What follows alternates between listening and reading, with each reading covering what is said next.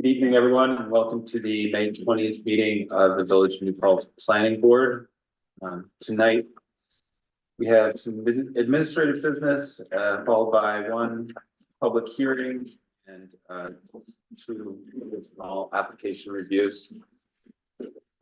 I'd like to start by looking at our meeting minutes from May 6th. Were there any amendments or issues with those?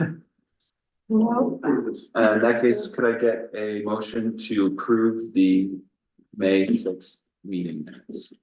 So moved. Second, all in favor? Aye. Next, do we have any updates from our village board and Ulster County Planning Board liaison? Mr. Murray. Good evening, everyone. Good evening. Q4 in your evening. With the village, no update in the Ulster County Planning Board so much as just a discussion, ongoing discussion about where we are as a government. Then decided to look into going back to the original idea of consolidation versus dissolution of the government. The village government will still have one government, with the consolidation effort if it should be approved and go through. At this time, it's very early days. There's some benefits to consolidation that we've discovered after the first couple of phases of our study. And that is basically some greater level of stability for our employees, as well as if it does come to a vote in January 26, that would also involve the town to vote on whether or not to consolidate. So those are two very large aspects that we received feedback on during the process so far for the dissolution. So that's still very much in the works, very early days. But as things progress, I'll try to keep you in the developments. Thank you. Thank you. Anything else? No? Good. Thanks for coming. Next, do we have any updates from our Director of Planning Zoning? Just, well, two, one is just a reminder, to be thinking about your 4 hours of training. The New York Planning Federation is doing their day-long, training that they often do in the late summer, early fall. They have emailed out a save the date, so I'll circulate that to everybody. I think, Nikki, you went last year. It's a full day of training, and it's over at the Roosevelt Estate in Hyde Park. You'll get your full training for the year there, and it's usually 2 or 3 classes that are quite good. Also, I emailed all of you a letter that I sent to an applicant that got their approval last year. I'm not gonna name the location, but their project has expired as of May 7th. And made them aware of that. I haven't heard it. We also mailed it to them certified besides email. I'm sure that hasn't arrived yet, but just in case you get any questions about it, you can refer them to myself, and we can speak with Emily, but I don't think there's any mechanism short of starting the process over once it expires. Understood, thank you. Were there any other board updates? Any updates from the town planning board? Nothing from the town. That case, I'd like to, Environmental board. oh, yes. Yeah, they had their, the joint town and village environmental board last night, and it was a long meeting, and it was a lot of discussion. But the majority of the meeting was spent addressing the MS4 plan, for which they hired a consultant. And they felt that there were a lot of things missing from the plan. They hadn't addressed salt spreading. They felt there needs to be some sort of a salt minimization plan. That there's a state stormwater construction database that they feel should have been part of the report. That the current projects and pending projects weren't really listed. That they hadn't made a list of all of the pollutants that are going through the stormwater, and that they hadn't, that was missing like total loads, something called TMON. They didn't talk about algal blooms. That the town also doesn't have access to check the stormwater, that should be addressed. And was that a lot of times that permits are granted, for certain things and, but they've already started, doing whatever they were gonna do first. There was no mention of green infrastructure, and, the report said things like that they were, predicating the completion of the report on availability of GIS, but there actually is availability of GIS in the town. And they wanted also to have the levels of enforcement addressed, and that they would address the problems that were the worst problems first. And that would start by them sending a letter to code enforcement, and then they would get, the violator would get a notice of violation, and then there would be an appearance ticket.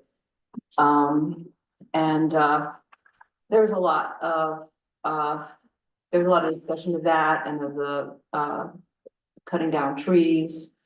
There is going to be a meeting on June 5th, a public hearing on the subject of the annexation of New Paltz Apartments, of that land that's between the village and the town that they're planning a large development on. And that'll be at 7 p.m. in the courthouse on June 5th. There was discussion of recycling. They're recycling refrigerant, air conditioners and stuff at Clearwater on the 24th, I guess is the next available date for that. And there were a few other issues mentioned, but probably enough for one. It's a long meeting. Thank you. Great. You're welcome. And they'll have minutes and they'll have a response to that MS4 stormwater report. Okay. Sounds good. So next, I'd like to have our public comment section. Did anyone sign up? Yeah, we have Welcome, John. one person signed up, Allison Nash. Yes.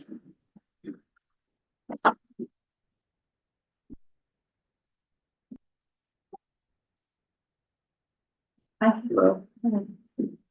So, I'm here about 7 Prospect Street, as you well may know.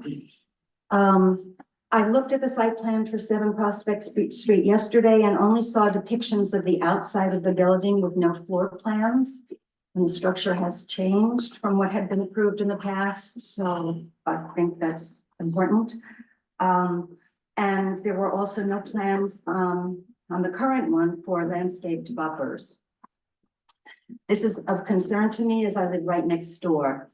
The approved site plan had been for a very large addition to a 6-bedroom house. The 2-family house that has now been built is even larger than the one in the previously approved site plan. Although the code allows for up to 9 bedrooms, additional space could easily include additional bedrooms. This is of concern because the original house had 6 bedrooms that are rented by the room and currently rented, all 6 are rented. The original approved site plan had shown 5 bedrooms in the original house.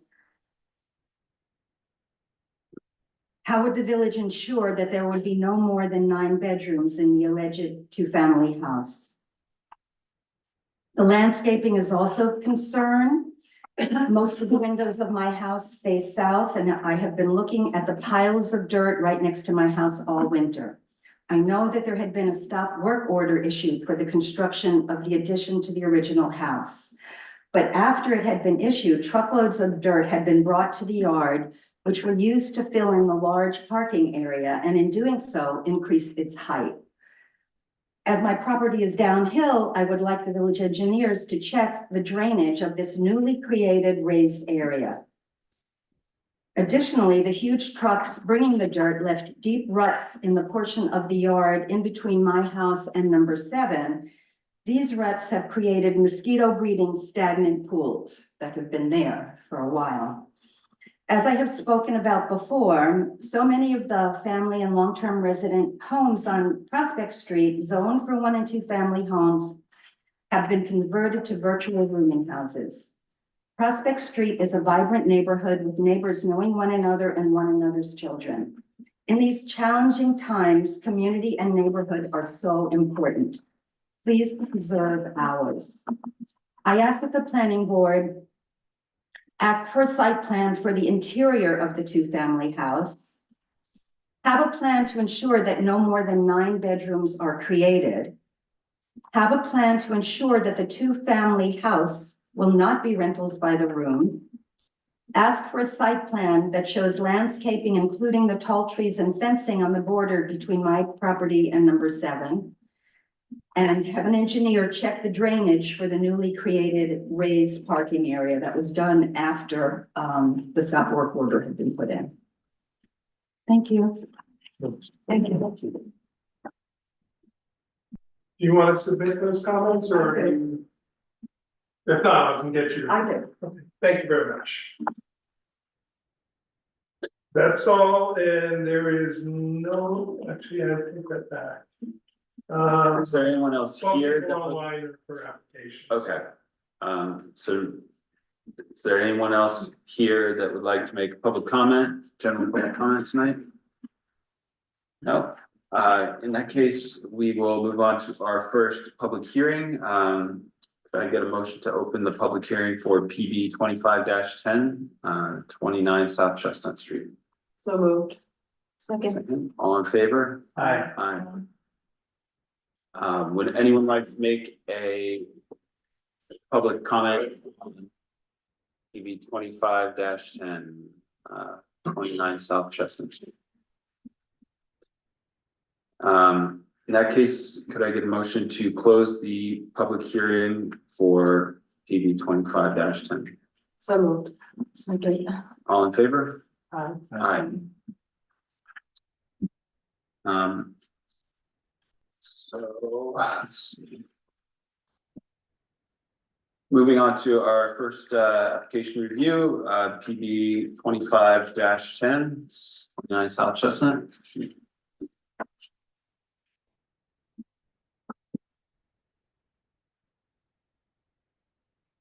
You want a copy of the drawing to look at? Sure, yeah, let's just have it up here. So was there were no comments from the Ulster County planning, oh, sure, yeah. Yeah, Ulster County Planning Board had a no county impact and the DRB reviewed it and had, they did submit a letter, it's in the meeting collab, but they expressed no concerns. Okay. Yes, I see that here. Well, I think some slide trouble.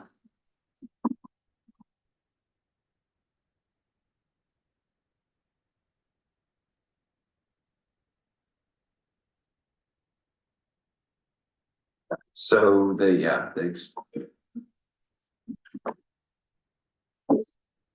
a question about, the existing corner trim, whether that's to stay or not. The existing window, and whether or not that should stay or not, and they said they would leave it up to me to.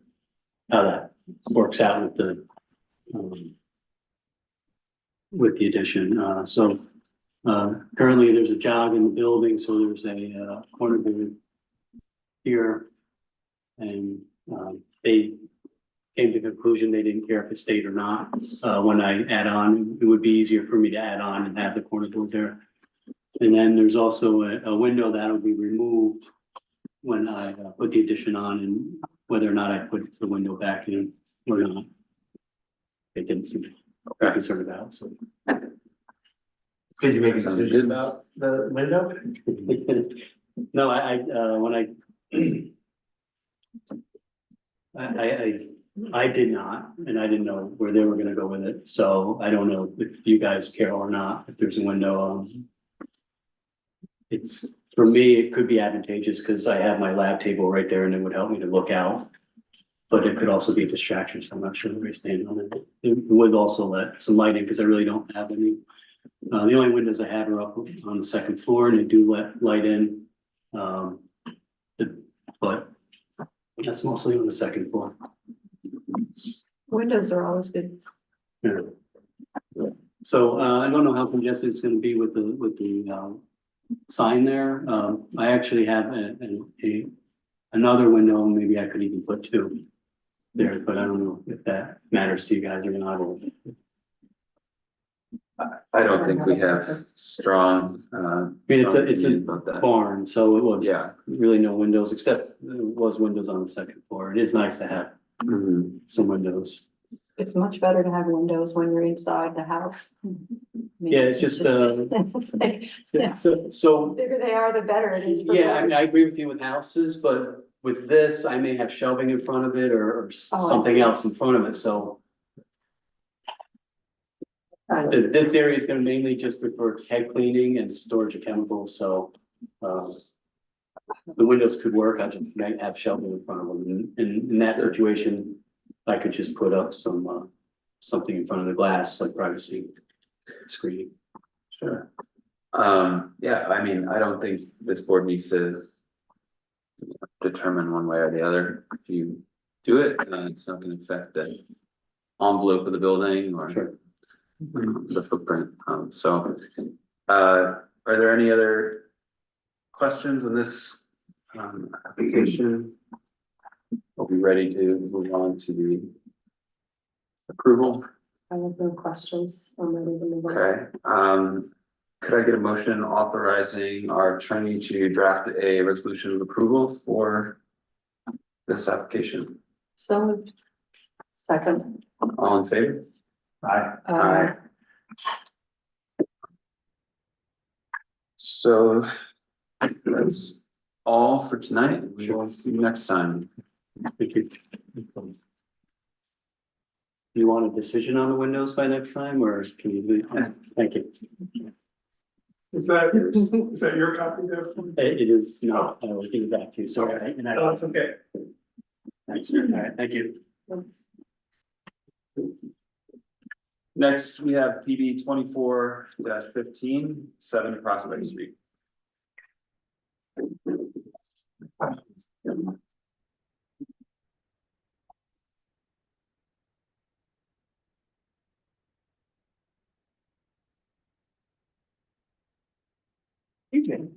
Hello.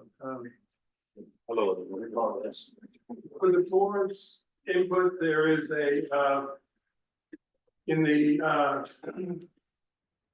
building inspector's determination Yes, spot, there is a new one as of last Friday, based on your drawings. saw that. Harry, can we just slide this towards the board? Great. Okay, do you want to give us a little overview of what's changed? Last time we were here earlier in the month, we successfully moved the lot lines to where they're supposed to be, to have the correct side offsets. And that drawing is here if you need to see it, but it was so recent, I don't think it matters. Now, this is just number 7. 7 Prospect. It's a landscaping plan. It shows the buildings the way they are. And there are some informational changes. Everything is tabulated on the side for what's considered impervious, subject to runoff and not. And so this falls under the 30%. And part of that is due to making the lot bigger, because it was right on the borderline before. 30.1. So now it's just under. Basically what happens here is our plan was to square off the building and make it more aesthetically pleasing to the neighbor, Mrs. Nash. And that occurs in 2 places. One place, it removes the unsightly structure that gives you access to the building. That would be this. That exists. Not right now. So what we do is we square this building off and hide that, create a new entrance. And, no one has to look at that anymore. You know, like that. Okay. And the other part of it is on the far side.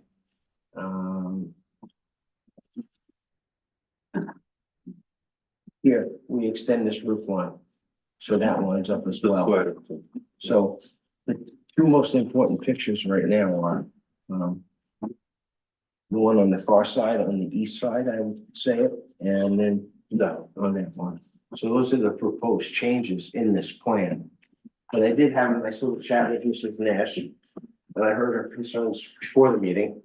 And, as far as landscaping, that's easy. And we have the stop work order, in place, so when we get going again, we'll straighten out that fill that is, created by, removing that dilapidated barn. Yep. And expanding the parking to where it actually works.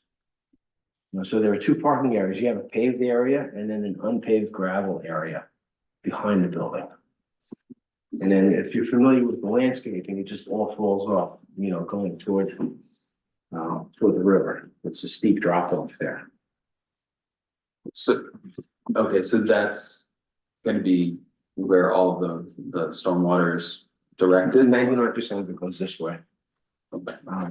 What we do for Mrs. Nash is in here, where we put the sewer line in. We went through there and it made that connection in the fall last year. So you have a drainage, So there's always been a drainage problem there. It's not something new. His house is so much higher than hers. So we're gonna fill it and make a swale and get the water from in here between his driveway, which is 10 feet higher than Mrs. Nash's house, so she has to look up at it.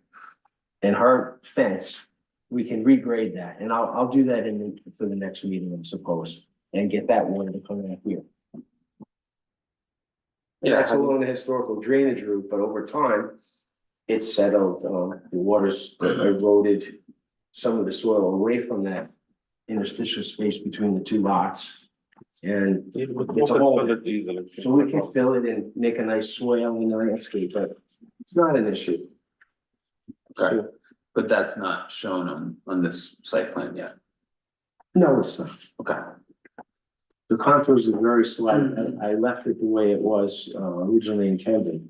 With very few contour lines, I can improve that for you.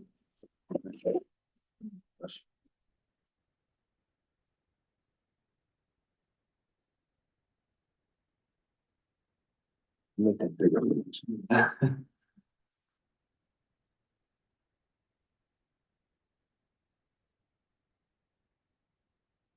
If you recall, at one time we had pervious pavement, Right, and that's no longer necessary.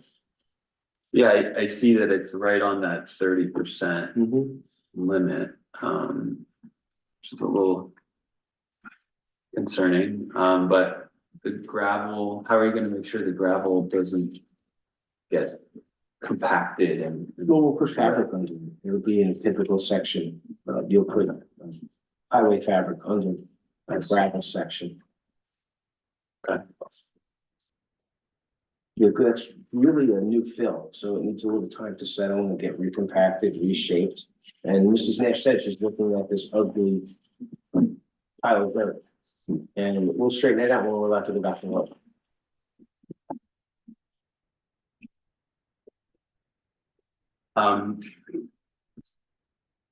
Do we have the elevations? Yes. Yeah. This one.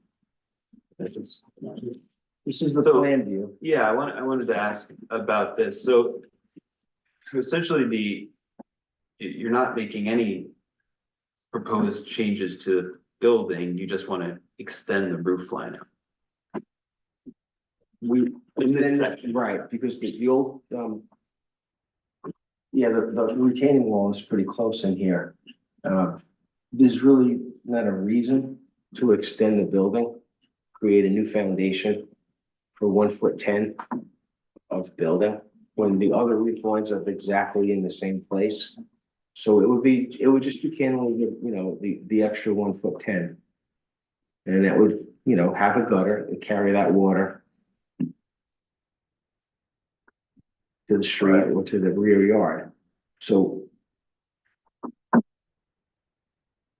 in closing this issue, taking out the old structure, which is still shown there, you know, we take out one bedroom and we put the laundry room over here.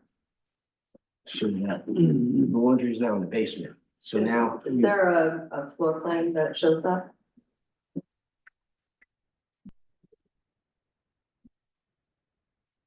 There's a blow up of it here and it says future laundry. This is a blow up of this little area. And it shows where the existing hideous structure is. And then the roof line extension, which is that. And then it says future laundry. So it shows that that room, which is a bedroom, gets lost. The windows that are there that make it a bedroom, the egress windows, those get closed up. They get moved on the side because you need light and ventilation for each room in the calculation. But they get moved over to the side in the elevation. Zach made fun of me, and said, you know, she didn't want anyone with any artistic skills last time I was here. And I said, probably not. So this is looking at it from, you see, this is the north elevation looking, that faces north and faces Mrs. Nash. No, this is, yes. Yeah. And so we add, that roof line extension and square like that building. On the other side, you can actually see through.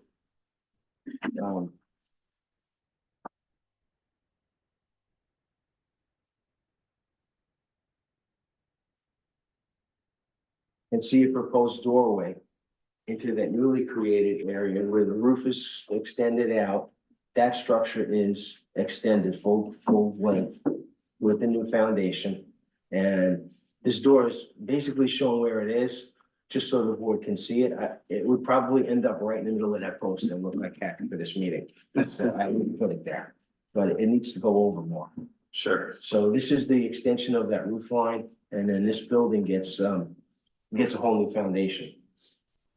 Right.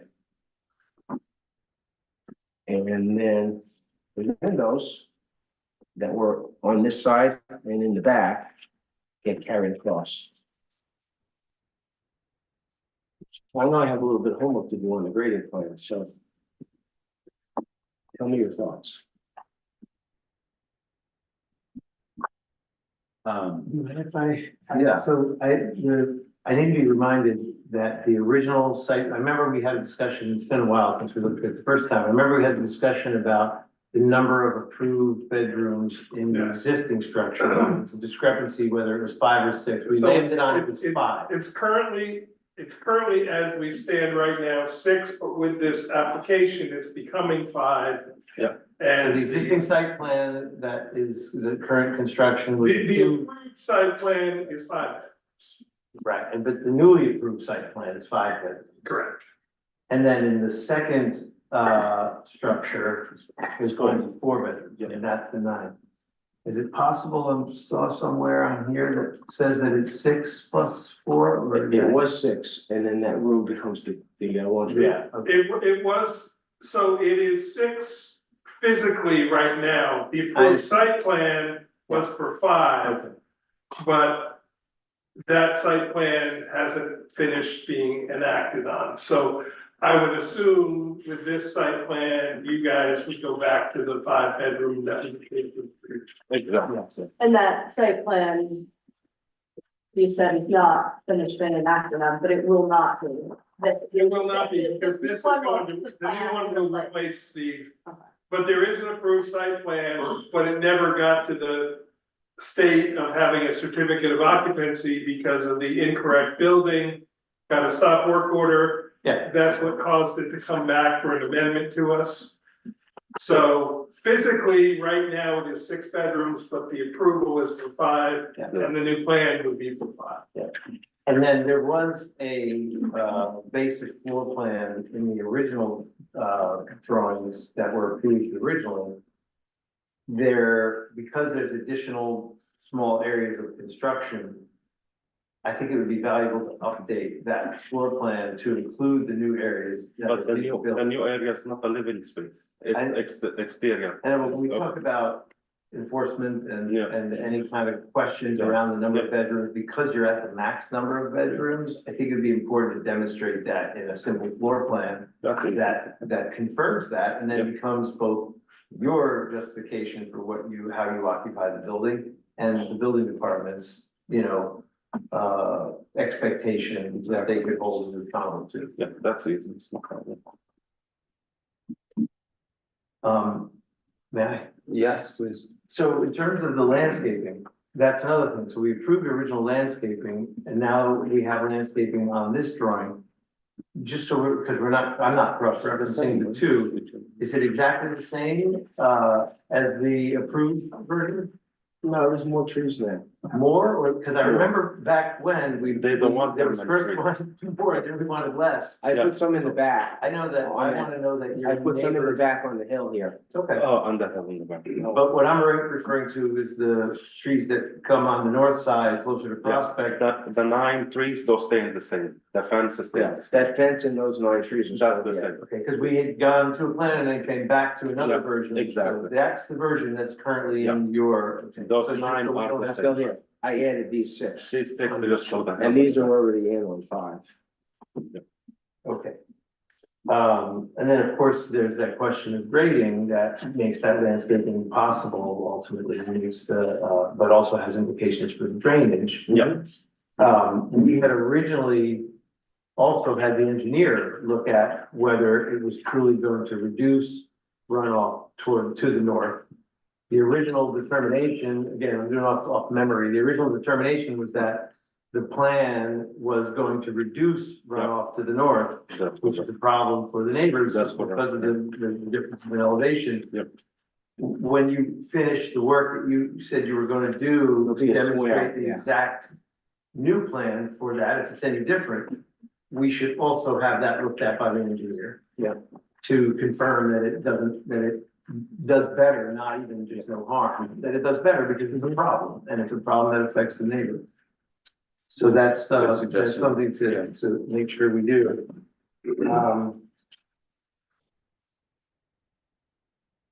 I think that's, yeah, that's it. Yeah, thank you. You're my rod man tomorrow. Mhm. I just have one question responsive to the public comment.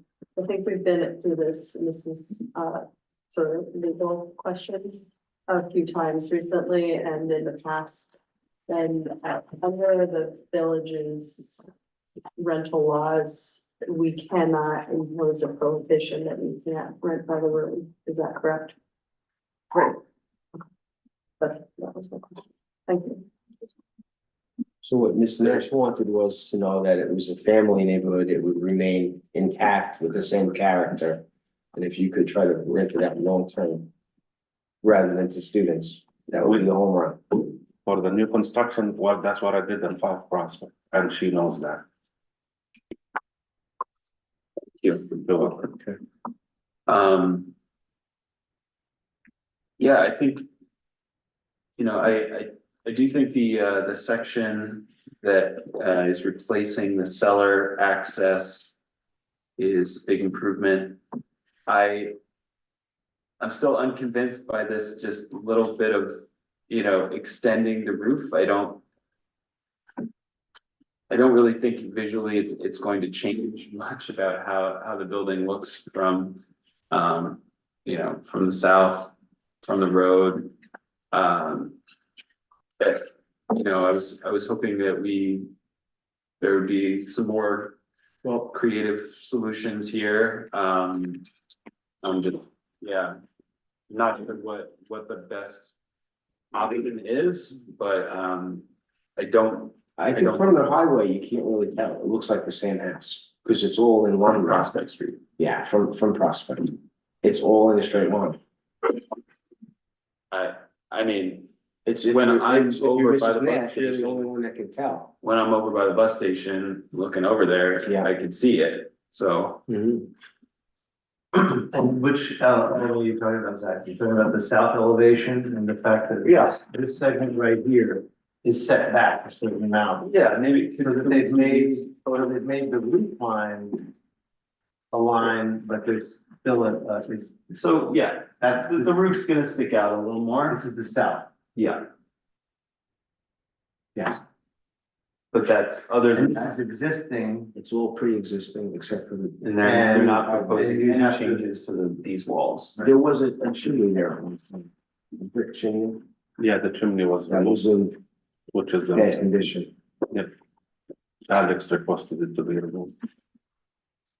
yeah, I have mixed feelings about it because there's something that's also unattractive about one big flat slab of housing, and multiple lines sometimes can, Yeah. break That's up true. a building like this and not make it look such like so generic and contiguous. But it's not like it's a well-designed breakup, it's just a breakup, So I hear where you're coming from. But I also, I would consider that maybe just being one big flat line and then one big flat line in the front might just look like a big set of flat lines too. So, I don't have a strong opinion either way, but what would be the proposed solution would be to remove the wall, extend the foundation, and then build another wall that would match flush with the existing wall. It's really not the problem with that building. The problem is it looks like a locomotive, then a caboose in the back and a flat car in the middle. Yeah, That's what it looks like. that's accurate.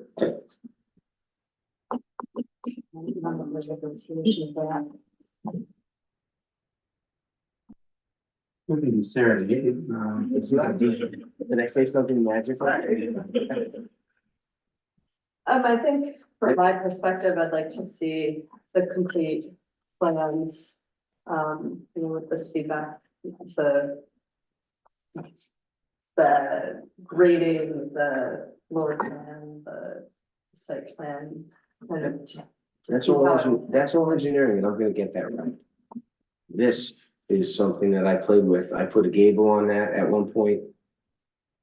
Right. I did, last year. I had the gables running transverse to that roof on both sides to make it mimic the existing house. If you look at the existing house, they have like 4 gables running out from the middle, from the center far post. And so why did you choose to remove that in this version? You guys didn't like it. Yeah, we brought it and you guys said no. Sorry, it's been a while. Yeah, you guys did not like it. And that was my good effort. We were gonna frame the gable to make it look like the existing building. And I can bring that back next time. I can now to my table, we just look at it. What we didn't like was the fact that in your, base, that, there was no change to make that, building have a more flush appearance out front, and that basement access was that existing kind of like shed area. I don't remember frankly what it looked like with the gable there, but I think what was the part that we wanted to change was to bring that part out and make that entrance way something that was built into a house that We did that. had more integrity in that way. Yeah, that's. I don't know that it was the gable that made it a problem, it was that that made it a problem. But I also don't remember what exactly that framed out gable would look like. But I think, I think what we are trying to achieve here from a design perspective, and I'm not an architect, we could even have the design board look at this, they looked at it once before. What we're trying to achieve is something that breaks up this idea of like multiple rectangles, and so, I don't know that that southern setback is as much the issue as just like, what's another way to just continue to make it more attractive? In a community where, we're trying to do that. Was it this one with the dormer? That's one version, yeah. Well, I think your suggestion to go back to the design review board, maybe, effective one. You found the other one? I think that was it. There's another one with a bigger dormer. 926. There's one with twin dormers like that, little doghouse one. I may have a paper copy here, I'm looking. So let's do this one side at a time. The north side, closing that in is okay. And abandoning that basement access the way it is now, it's unsightly, making it an inside access. That's pretty much acceptable. It's just the fact that there's that space in between. And I didn't draw this the way Lee Frizell drew it. I drew it. I used the elevations. I went out there with my rod and I measured up to 25, 35 feet to the top of the building and put the elevation on it. And that's why it doesn't look as nice as when we did it. It was wrong. Okay. So. You're saying it might just look slightly different because this is actually. This to was the scale. drawing with the dormer, if you wanna just take a look at what it looked like. See, the dormer, this wasn't flush. Right. Right. Right, the dormer with the round. Now it's, this is flush, but it's just a flat roof across. So. What's this one? This one, The third one. This is looking down on it. Yeah. This is a plan view looking down and it shows both roofs on the one story get redone. They come up higher. This one becomes a 612 facing the bus terminal. And this one is a 612 coming down. They were talking about. And it has a broke house. And they don't look like that. Yeah, so that's the same. Yeah. I see what I did. The roof comes up higher than it is there. Yeah, Because that's barely a 312 now. If it's 312, it's lucky. But this I made it exactly a 612 to try to make it look the same. You know, you can have one or two, but it's all money and it's all faith. It's just.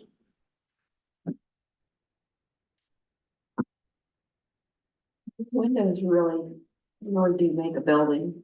And, I guess the one building that won an award in town has a variety of sizes and spacing or shapes. Did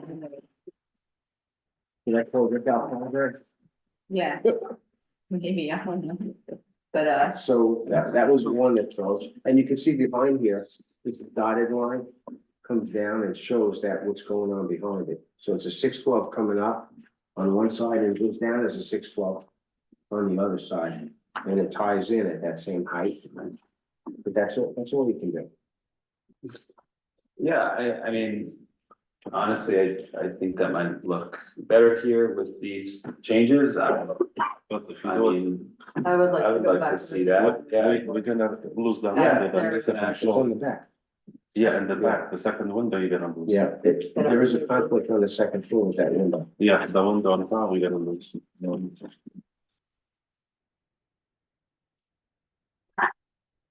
So if you go back to something like this, That would be my preference right now. I mean, I think, My preference would be to hear from the design review board. Zach, since this is in the R2, it probably would be good if you guys made a motion to refer it to them just for the request, because it's not part of the statute that it goes to them. right, So if Emily agrees, I would suggest you just do a resolution to send it to them for a guidance. You know, they can always be advice to you guys, but it's not required under statute. That way it gets to them. I'd be willing to do the site visit. With them. okay. Yeah, well, let's first, can I get a motion to classify this as a seeker type 2 action? So Second, All in favor? Hi. Next, gotta get a motion to refer this to the design review board for consultation. There, so Second. all in favor? Aye. Aye. And I think, you know, given that we are still, you know, working on a final site plan, I'd rather hold off on the setting the public hearing until we see like the version that's actually going to be. In front of the public, so don't think we can do that right now, but are there any other steps? We have to, need a motion to refer to the engineer? Let's do that. Well, We need I think we need the the grading updated plan plan. before we can refer. Yeah. So the notes I have, Zach, you're asking for a landscaping plan, a floor plan, and we'll refer it to the design review board. yes, and I mean, I also would be interested in seeing this version with the gable in the middle, Well, let's But- send the Gable version to the design. Yeah. review board. Yeah, that's probably best, let them, And the landscaping plan, Mike, would be the one that has the drainage on it as well, or is that a separate? That would be, no, that would be a complete blank. Yeah, drainage plan, essentially, one that showed the grading plan, that's the word I'm trying to think of. So I think we would need that too, because if Yeah. you wanna refer to Okay. the engineer. who? Yeah. Is that David Clauser? I think it's. Still, Yeah. Bernier and Larry. Yeah, it's Dennis. Dennis. Yeah. I work with them. So right now, I'll revise the grading and drainage plan and the landscaping plan. Your referral to the architectural review board takes how long and when is that meeting? So they meet on June 9th. So if you can do that drawing first, showing the gable, I'll get that to them, because the other plans are only gonna come to this board. The question for the board is, Zach, do you want, to be on the agenda for June 3rd? Or do you wanna wait until after the design review board meets on the 9th and then put it on the June 17th? You could look at the other plans on the 3rd. You just wouldn't have the design. right, I mean, I guess maybe that we could, refer to the engineer at that meeting, but, I think sort of depends on you and if everything is, ready to go by. Why do we need to refer to Dennis to check my grading and drainage plan? Why? Because we want to confirm that it's improving the current situation, because we did that with the last plan, but now we're changing it. Can we get the board's permission to go in there and do a little bit of work on that, just to straighten out that side yard? I mean, it has rained for a month straight. It finally stopped raining. Can we get in there and straighten that out? Yeah, I mean, that's a, you'd have to go to Alex, the building inspector, but he might consider it given the situation with all the rain. yeah, Yeah. not our Yeah. call there, But you could certainly ask Alex if he will allow that with the stop work order to go in and, Last time I asked him, he said no. okay, well, that was pre all that rain, so you could find out. So, Okay, Zach, we could consider referring the drainage plan to Dennis once it is produced, so they don't have to come back here before that happens. yeah, that would help, Okay. because then we would have an answer from him. then that would be, yeah, save us some time, so, could I get a motion to, refer the grading plan to Dennis Larios, when it's produced? So moved. Second. All in favor? Aye. Aye. Yes, When you, return the formula to the plan, suggestion, it would be to have the window be a rectangular window and not that half moon that was in the old one. That's in the front of the house, that half moon, I borrowed it from the other thing. Yeah, oh, sorry, on this side, it would be the only half moon. This is. I don't think it doesn't do it justice. Oh, Just to make sure I understand, you're asking for the dormer to be put back, but the change where the exposed basement entrance, that would not go back to correct, that. yeah. No, we want that close. We like the closed-in basement That would still entrance. get closed in. Combine the two. And you say the dormer is fake. That means it Well, doesn't. no one walks upstairs, it'll just be framing that has air above the old roof. Oh, I see. an accent on that. Okay, well, I believe that's, we do for this meeting, but Thank you. see you here in June. Thank you. Because this is a revival of an old project, do you need this utility plan back in the set? It's already, it's Not already sure, already Mike, done. do you, Yeah, you should just add the utility plan into the new set eventually for the final. You know, once all the other plans are resolved, I don't think there's any changes to the utility plan. But when we get the final approval, we'll need, you know, all the pages in the new set. Thanks. no, thanks, I'll get Do it. you wanna hang on to that one? Yeah, I'll take that. Yeah. Thanks.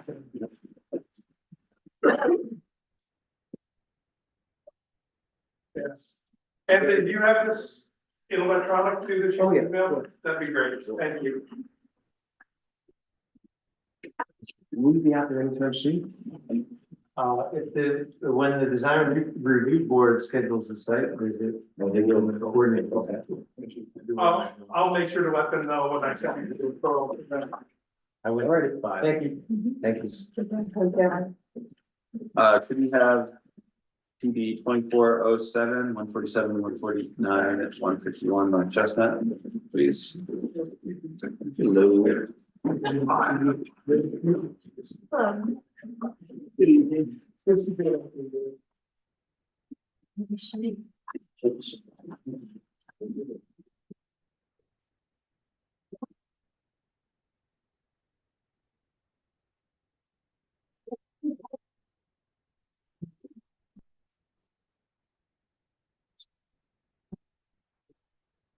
Good evening, members of the board, Max Mahalik, law firm Cuddy and Fader.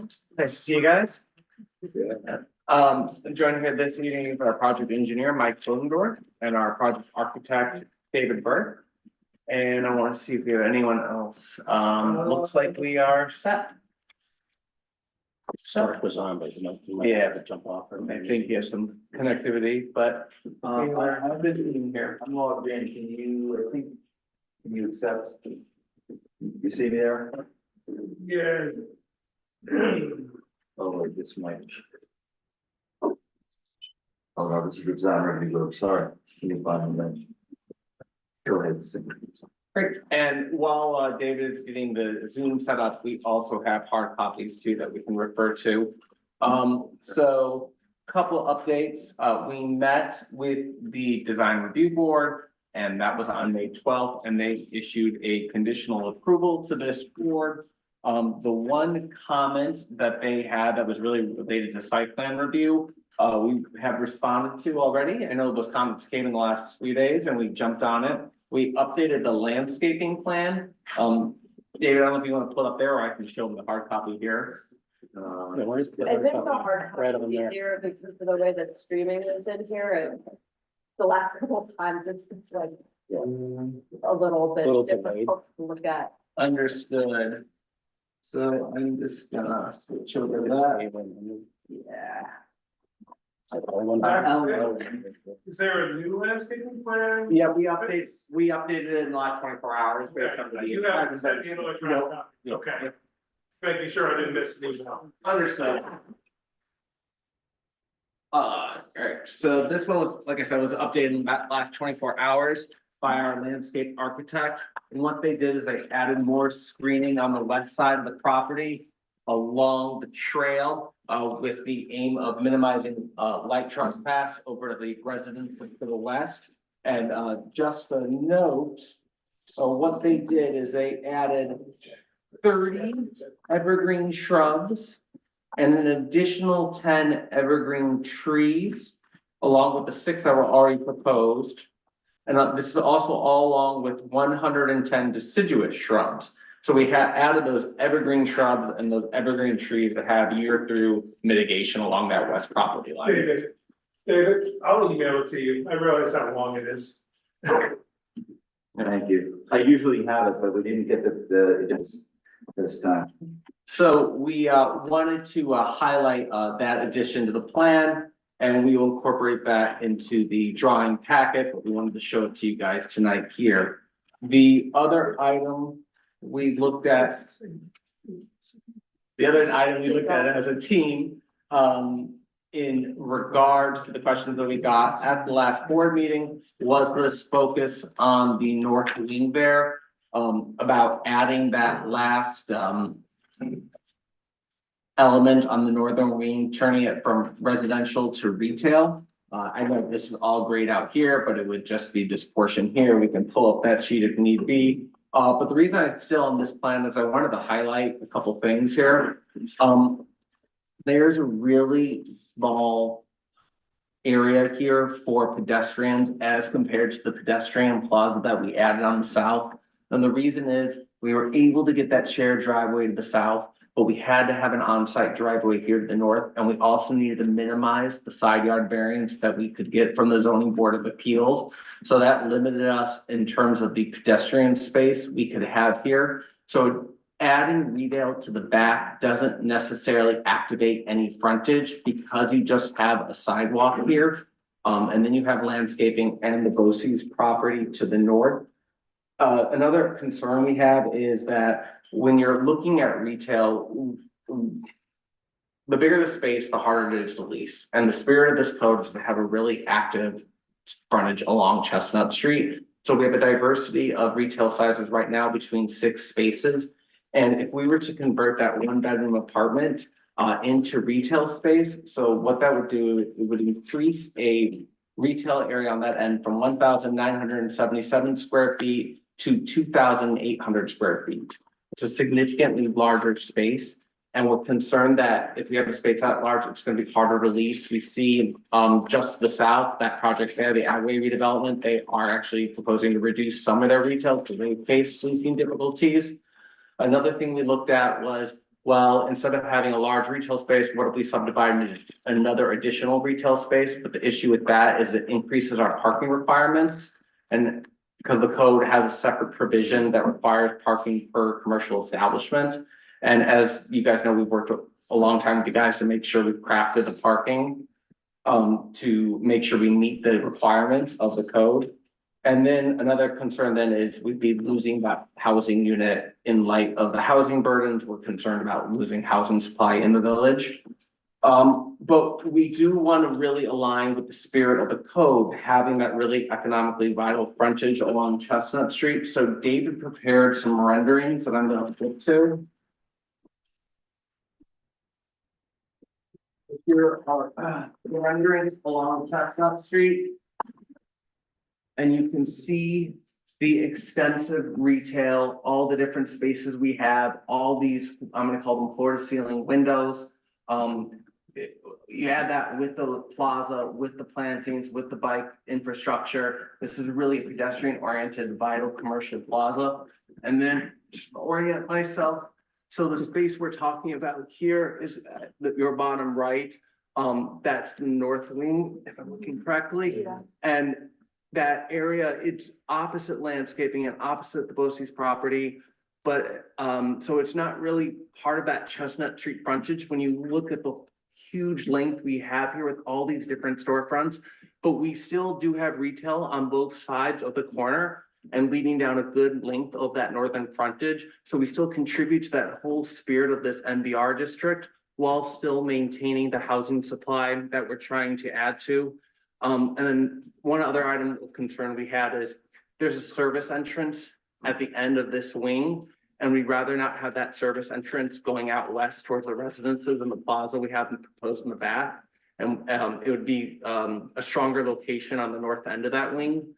So we would ask the board to consider allowing us to keep that 1-bedroom unit there for all those reasons that we just went through. What would be, where, if the person who resides there, would their doorway into their apartment, the interior door to their apartment, be across from a doorway into a retail establishment or a professional office? So I'm going to, Like, how do those juxtapose the front facing commercial and the internal residential? yep, David's gonna pull up, here's the floor plan of that first floor.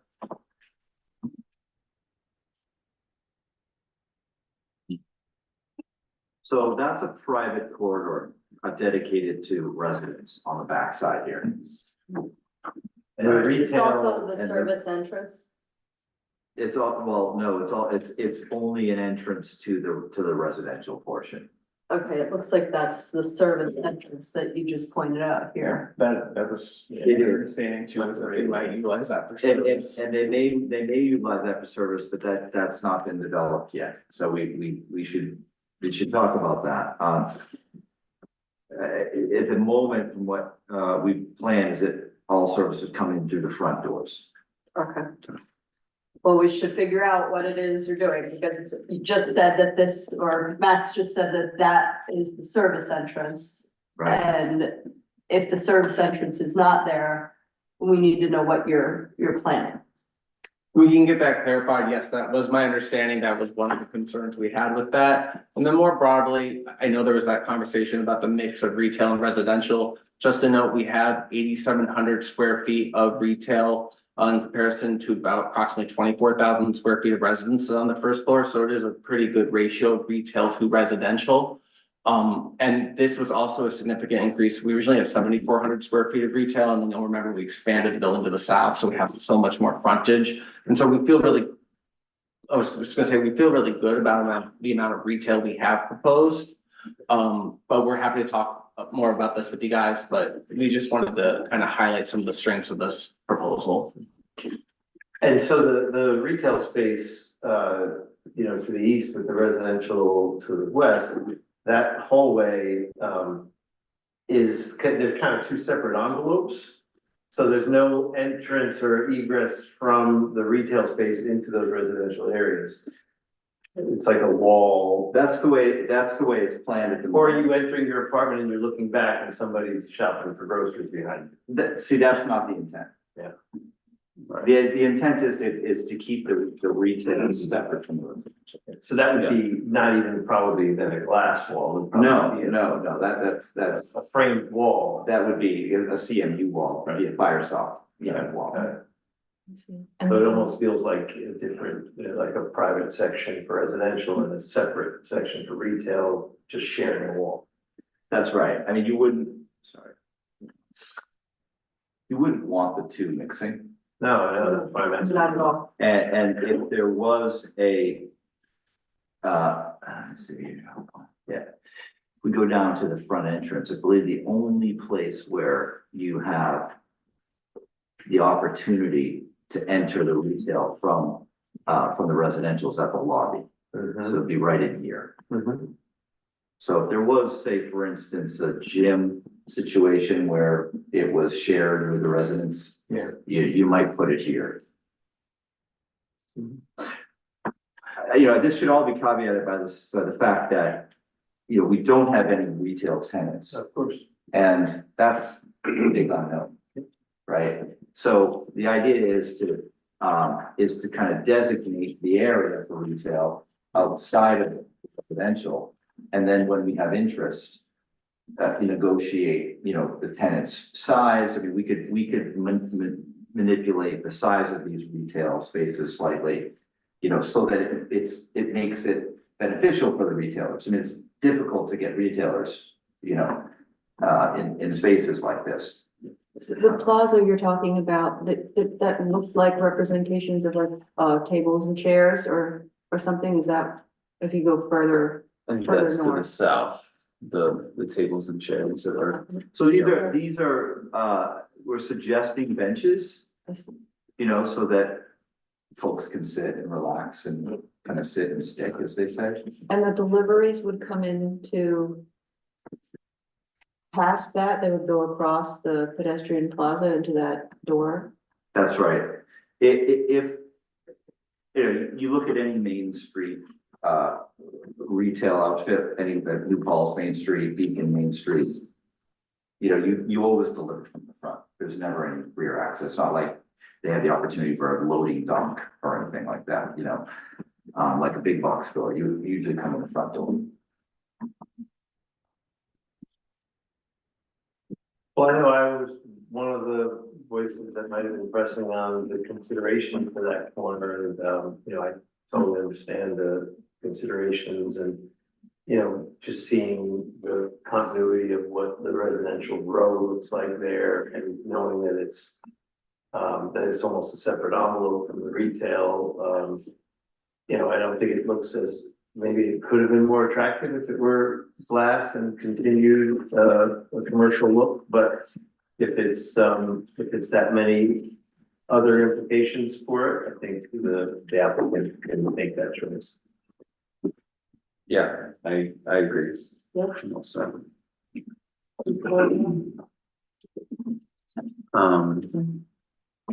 So you mentioned that the DRB was conditional approval. What was their issue? They had one thing that they were still not, they were still looking at, I guess. So they just, they listed out in both paragraph form and then an itemized list at the end, three things they want to take a look at. One was the landscaping, which is what I wanted to bring up with you guys. Right. And then the other two were, fenestration, so windows, just some of the details on the windows, my understanding, and the other one was detailed on, how the material, and David, correct me if I'm wrong here, it's called Allura, fiber panels, how they were gonna be installed and how, they were gonna line up with the curved corners. But they didn't object during the meeting, and they know that in their, decision, they didn't object to the use of that material, they just want some final details on how that's gonna be installed and what that's gonna look like. A lot of that detail does get worked out during the development of construction drawings, and we're happy to meet with them while we develop those. But they did note that for planning board purposes, that they were gonna give you guys what they're calling their conditional approval. And we are happy to meet with them, as I said, when we develop those final drawings on some of those micro level details. I just wanted to note that we do have some flexibility because there's not a required approval from the DRB under the code. It's a advisory, so you know, if there's some more detail, it doesn't need to affect the planning board's approval when you're ready.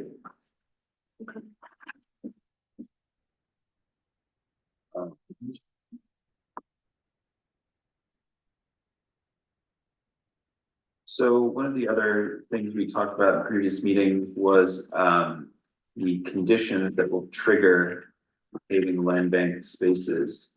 Have you put any of those into writing as something that we could eventually include in our?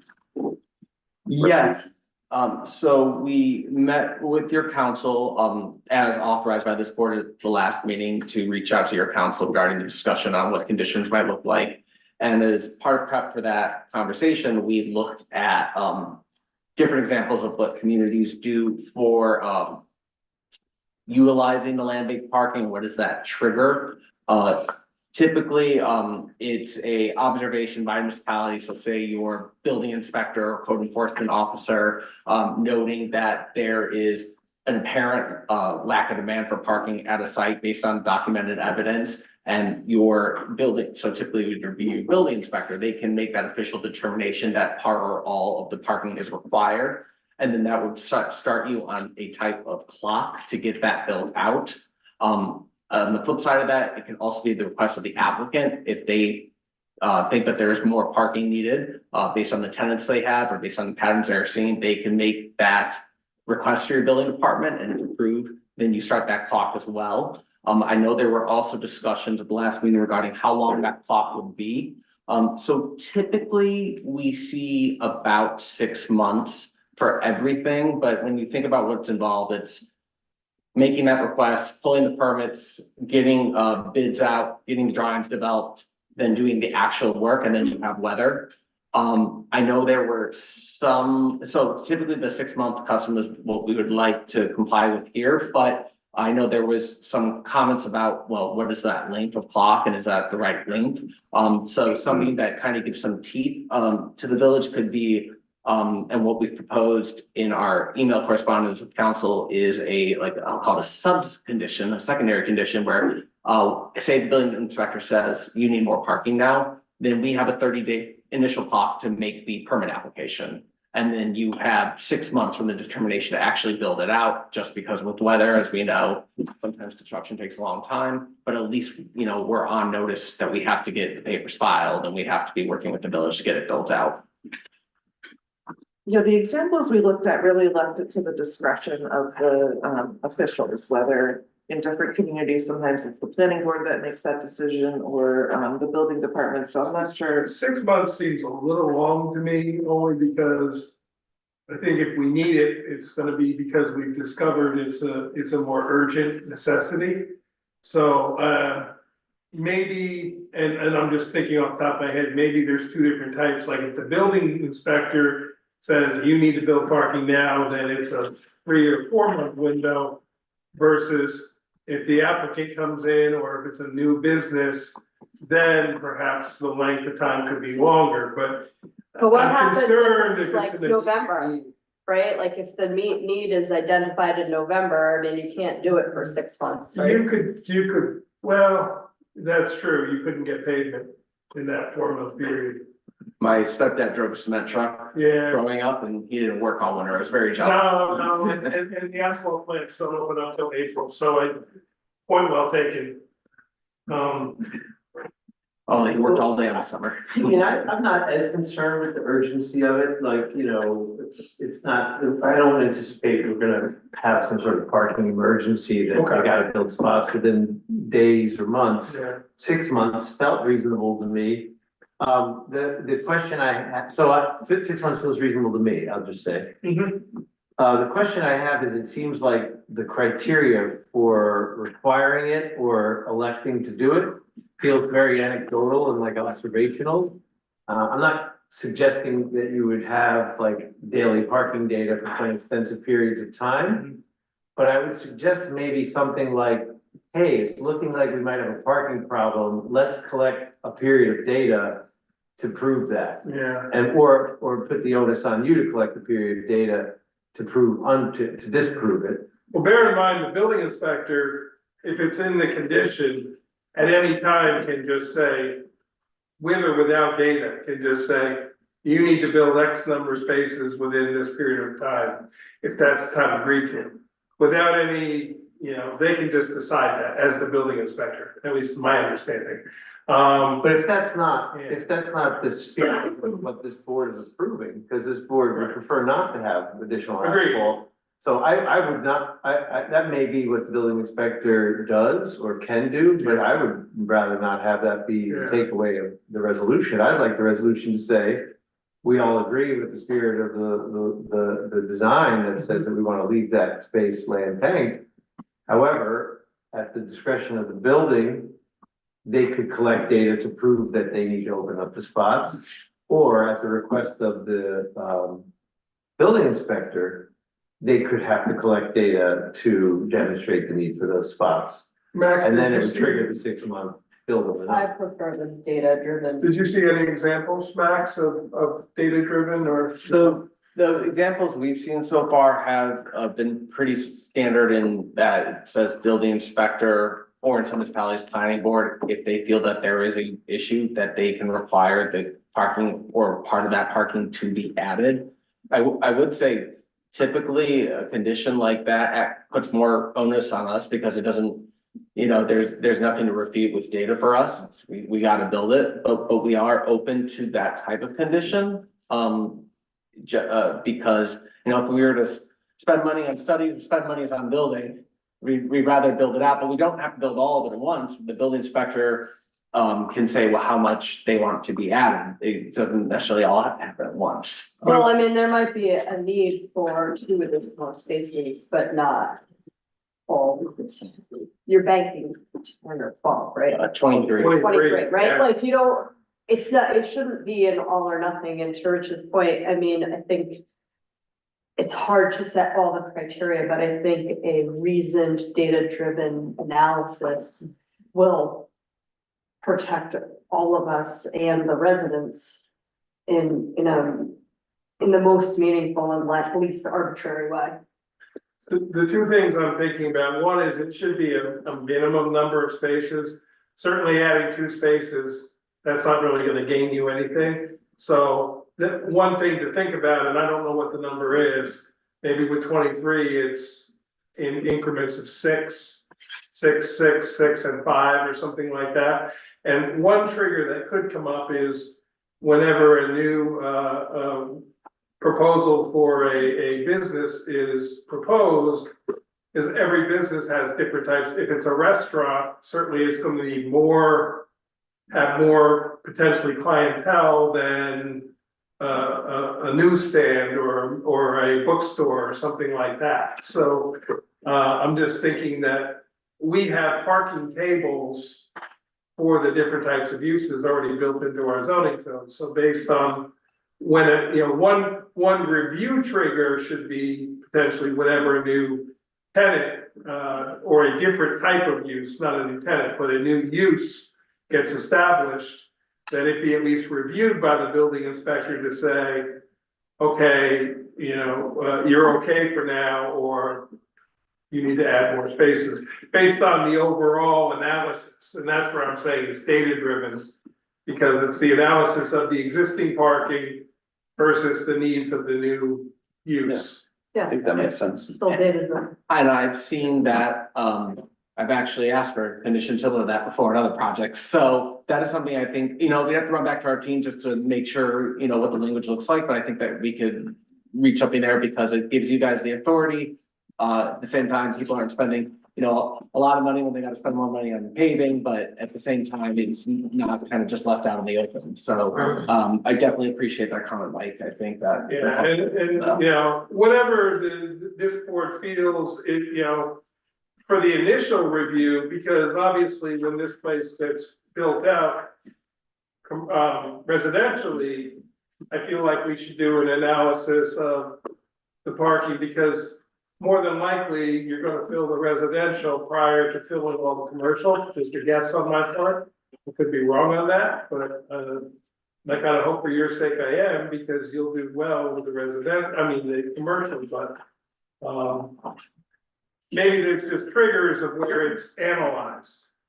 So can you come up with a proposed language and verbiage on those triggers so that we can have something to push back on and look at? Yeah.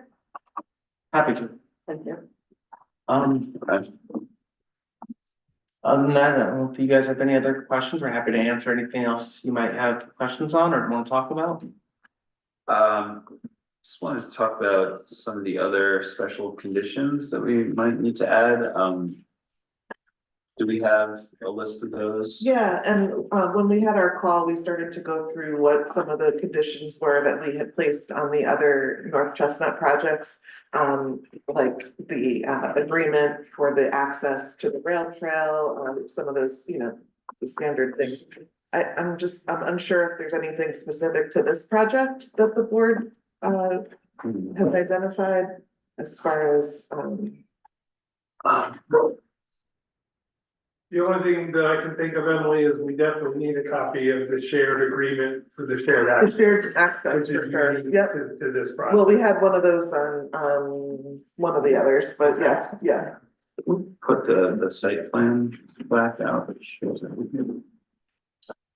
I understand there've been, requests for crosswalks. And that it's not up to us. But maybe, there was some talk earlier of making sort of repeated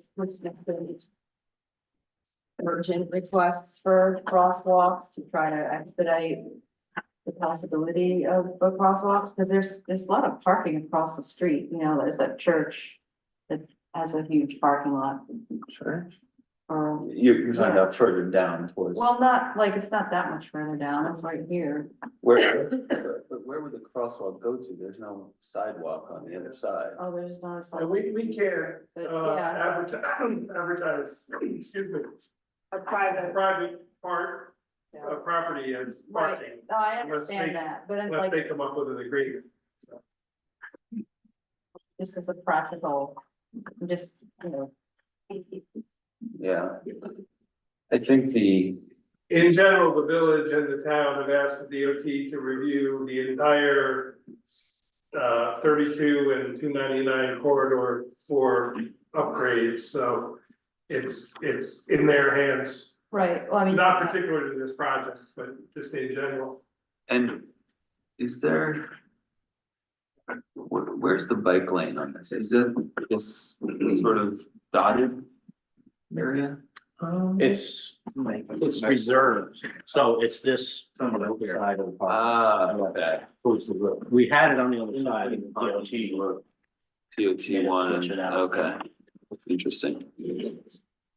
But they don't want the paint shown on the plan yet until they can sort of get more movement on other projects in the Sure, area that might have that. okay. Would you like me to read off some of the conditions that we had on the others, or? Sure, yeah. So approval for the connection to the rail trail, a rail trail access easement. Developers agreement covering the contribution to the pump station. Is your SWIP already approved? You know? I'll defer to Mike. If not- There were some minor comments, Yeah. so we do need to Approved resubmit SWIP. that. Mhm. Yeah. And But it we'll was- probably need a stormwater maintenance agreement. Yeah. The reciprocal easement with the neighboring property. The payment in lieu of parkland. DOT approvals. Then we have an affordable housing condition. In last meeting, Terry stated the breakdown, Yep, right? we got that, yep. Yeah, in the last one, we had, prior to the issuance of a CO for any non-residential use, the applicant shall demonstrate to the satisfaction of the building inspector that the parking requirements applicable to such individual use and the total parking requirements are met within the parking provided. So we could do something there with the land banking. Have you received any word back from the DEC on the wetlands? We've been going back and forth with them, giving them additional information. It's sort of in their court now. I followed up with Brian Drum to ensure he has everything he needs. I'm just waiting for him to say yay or nay to that. And he's probably overwhelmed with other applications coming in. Certainly, I don't know if that would be a condition or it's something we Makes need sense. before we even get to the decision. I'm not Probably a sure, condition, yeah. yeah.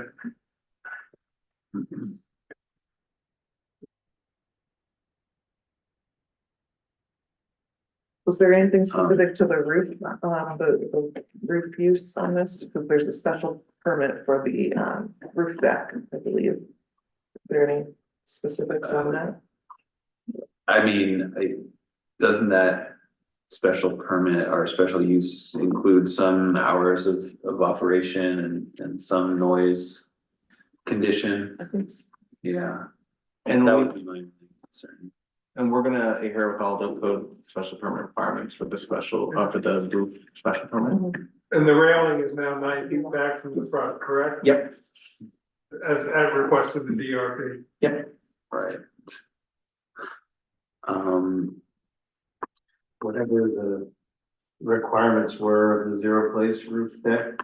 They're working because it's never, ever been an issue. Like, there's some sort of like rock band on the roof. I think we should just roll with whatever they were.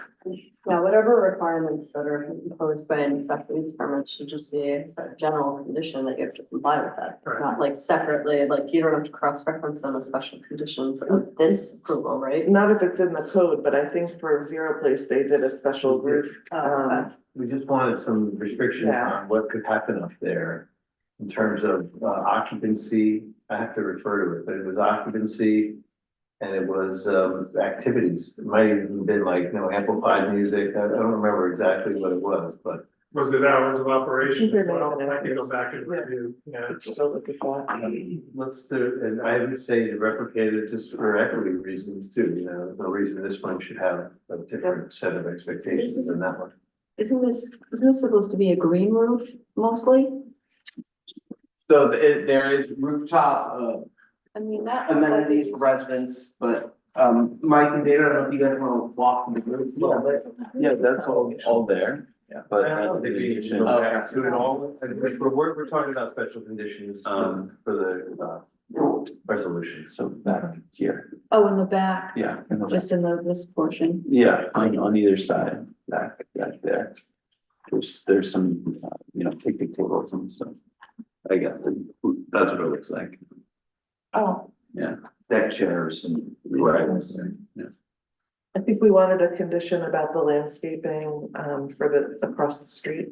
Yes, and we are committed to either planting it ourselves or paying for it to be planted. That way we should probably put in that it must be completed prior to certificate of occupancy. The planting. Plan, Yeah. yes, yeah. And then, if the DRB is still in process, maybe there could be a condition that before the building permit, that they sign off on the exterior materials or whatever is That's still out. Probably the best way to handle it, since it sounds like it's more installation question than a design question. Yeah, and we can go back through our notes through this process and see if there was anything else. I'm sorry, I might have missed it when I went through that, but we did have the potential retail and commercial uses. There's continuing reference to the idea, and even the plans says retail, but I'm assuming it's professional office, it's commercial. I doesn't- think they limited it to. We gave a list of certain potential uses. commercial uses. Yeah. But it's they're retail only? It was a range, I think, I'd have to pull up the original letter, but the retail bakery, it was itemized based on what's permitted in this district. But not, okay. But This not professional.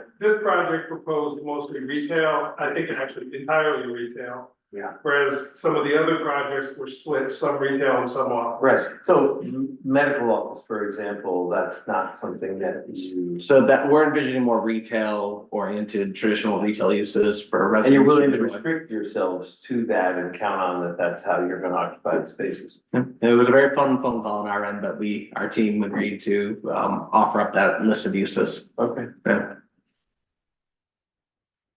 Yeah, we have that, because it'll have the list of approved special Yeah, uses, yeah. where if you wanted Pre-approved. something different, you could come back to the planning board. Right, okay.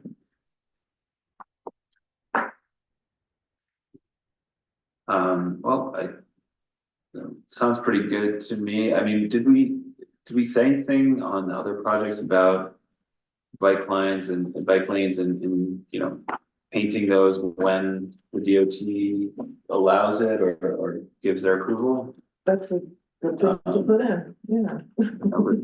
I would just, one point of qualification on that is when and if, I don't know if in, a year from now, if DOT is going another way than painting it, they're trying to do something else. I just want to make, where it's there right away. Why Yeah. don't you just say installation and or marking as per DOT or something like that?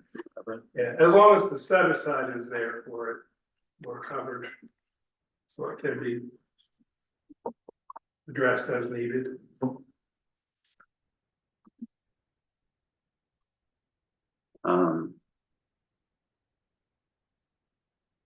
It's possible when we see a draft resolution, something else will come up that we'll need to add. Are we at the point where we can authorize the preparation of drafts? Is that something that the board is comfortable with? I'm comfortable with that. Okay, in that case, I'd like to get a motion authorizing our attorney to prepare a draft resolution of approval. So moved. Second. All in favor? Aye. Aye. Thank you so much. You happy for the next meeting? Will you be able to get that done? I'll defer to Emily, and this one might be a little longer, but okay. Okay. Thank you so much. It's been, I know we're gonna see you guys more, but it's been great working with you guys so far. And have a great night. Thanks. Thank you. Thank you. You want a motion, so- I do. Do you have a question before we begin? Besides that, what they're, like on the wetlands or on the property. Can I just ask someone to increase the size of the building? Because that would solve the parking and that. I don't exactly know what that would be, but I assume that it's something very sort of like one of the indication. Probably just. Right. Yeah, I don't think that you see, require something. Yeah. We can, I mean, we can look into it. Restart the process. Oh, really? Yeah, maybe that's something that would have to be evaluated. Right. I don't touch on the line, we now, I don't want to. Stop this meeting. I mean, Are we, this is really a long time ago. continuing or being adjourned? Yeah, It's adjourned. can I get a motion to adjourn? So moved.